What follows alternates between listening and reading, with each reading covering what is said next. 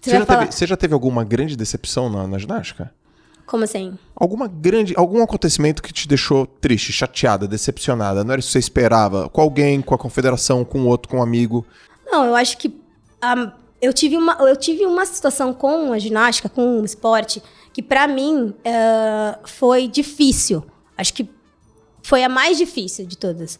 Que foi a questão do meu doping. Porque, na época, eu não estava dentro da ginástica, estava fora, estava no meio da... Depois de 2008, eu fiz uma cirurgia no meu joelho, fiz uma osteotomia. Tá. Sabe o que é?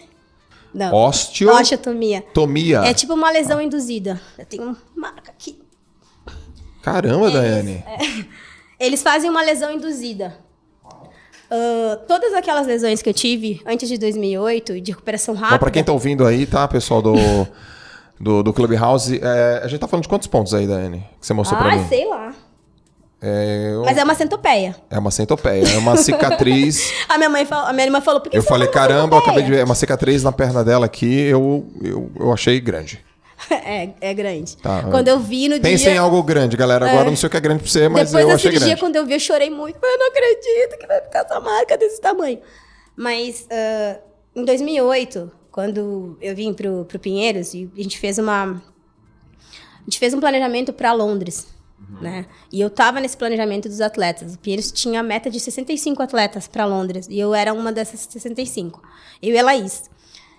E como a gente teve muitas lesões, assim, e a gente não teve tempo normal para recuperar, que precisa. Se você puder fazer recuperação normal, que mais importante que a cirurgia é a recuperação depois, né? Com certeza.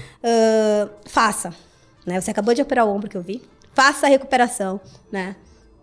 Faça a recuperação certa. Ouça o seu físico, ouça o seu médico. Não queira antecipar. Faça direitinho.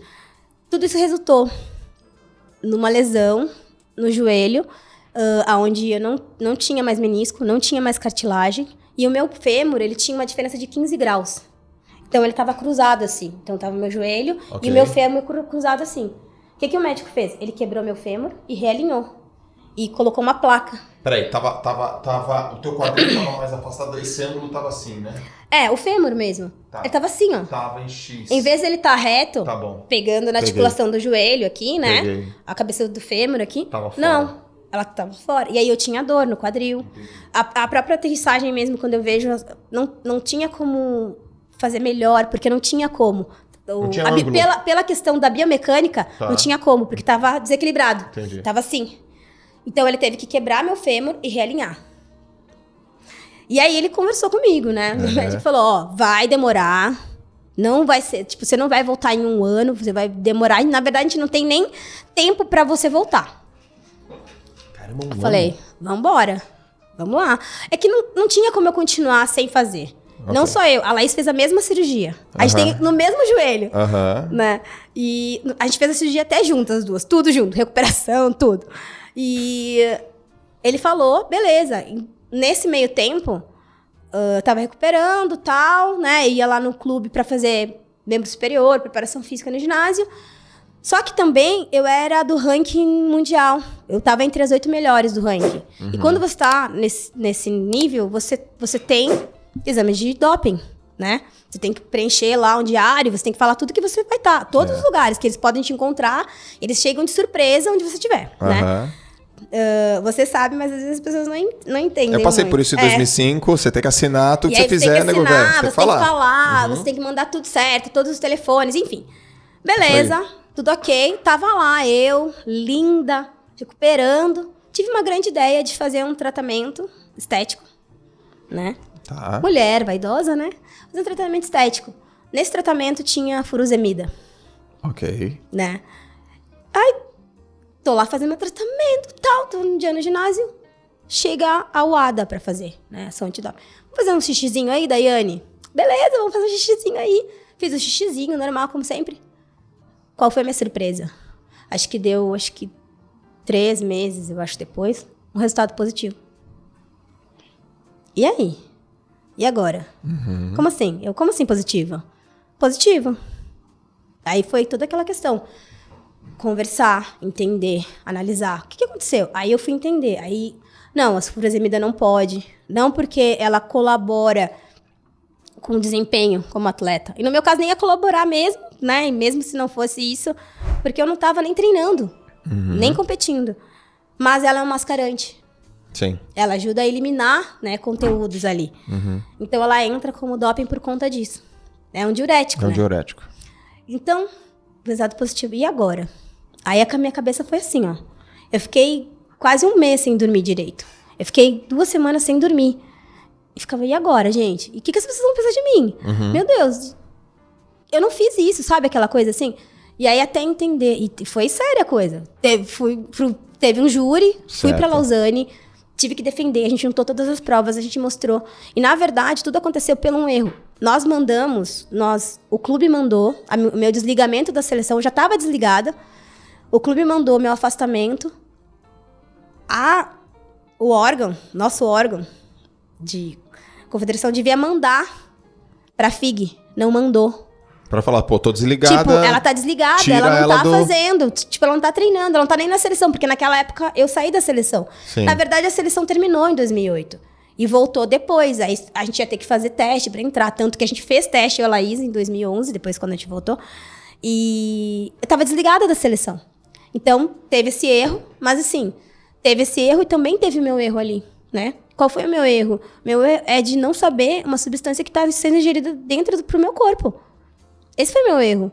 E realmente, paguei pelo erro. Fui pra Lausanne, teve julgamento, além de pagar uma paulada de advogado passagem, hospedagem, tudo, né?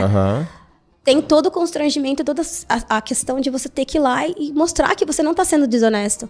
E a minha cabeça virou um 8. Porque eu falava assim, eu não acredito. Eu falava, o que minha mãe e meu pai vão pensar? Eu falava, o que meus amigos vão pensar? O meu meio vai pensar, gente, não é possível, eu não acredito nisso, eu não acredito que eu fiz isso, sabe? Umas coisas assim.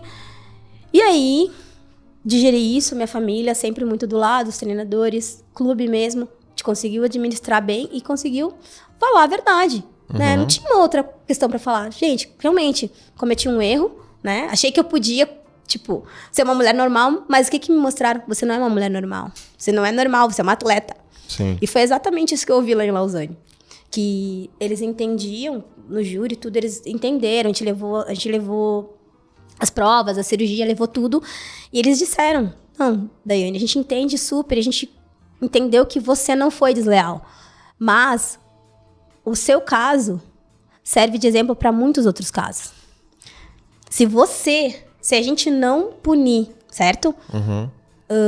Muitas outras pessoas, isso pode abrir um precedente para outras pessoas, certo, que tem uma intenção realmente de serem desleal com o esporte para fazerem isso. Sim. Então, eu recebi uma punição, levei 5 meses de castigo, né, de punição. Não interferiu pra mim, porque eu não tava treinando, certo, não podia treinar. Depois de passar dos 5 meses ainda, eu fiquei mais 1 ano e pouco ainda, sem treinar. Isso foi em 2009. E aí, finalzinho ali de 2010, eu fui liberada pra começar a treinar membro inferior. Sim. Mais normal. E aí eu treinei, aí voltei pra seleção em 2011, fiz teste pra entrar na seleção, porque eu não era da seleção. A gente passou, eu e a Laís, estávamos nós duas juntas fazendo o mesmo tratamento junto. E voltamos. E aí em 2011 entrei na seleção, em 2012 eu competi em Londres e parei. Qual o maior aprendizado que você tem desse acontecimento contigo?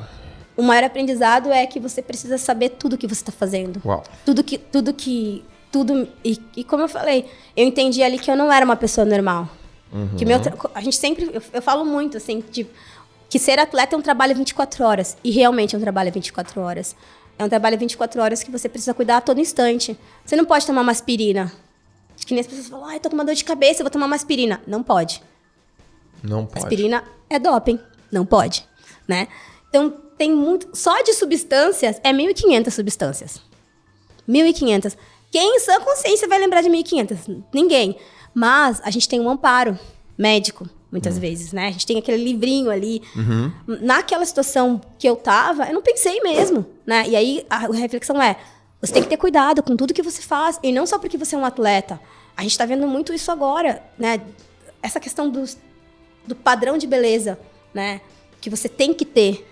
E a mulherada mais ainda, né? Que a gente tem que ser perfeita. Não pode ter celulite, não pode ter estria, não pode ter gordura, não pode ter isso, tem que ser sarada. Não pode ser forte demais, nem magra demais, nem gorda demais, não pode nada.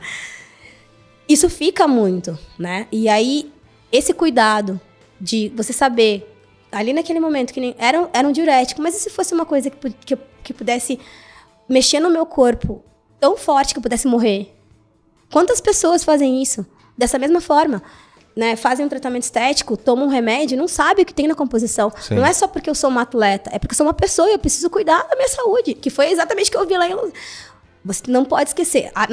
Naquele caso, eles disseram, você não pode esquecer, você é uma atleta. Dentro ou fora do ginásio, você é uma atleta. E você tem que saber. Você tem que saber o que você toma, você tem que saber o que você injeta, você tem que saber, como você falou, tomei na minha cara. Mas, poxa, uma baita de uma lição, né, que você carrega... quanto tempo tem isso? A gente tá em 2008, 18... 13 anos atrás, né? Tô certo? Tô certo. 18, 21. 13 anos atrás. Você tá contando isso aqui.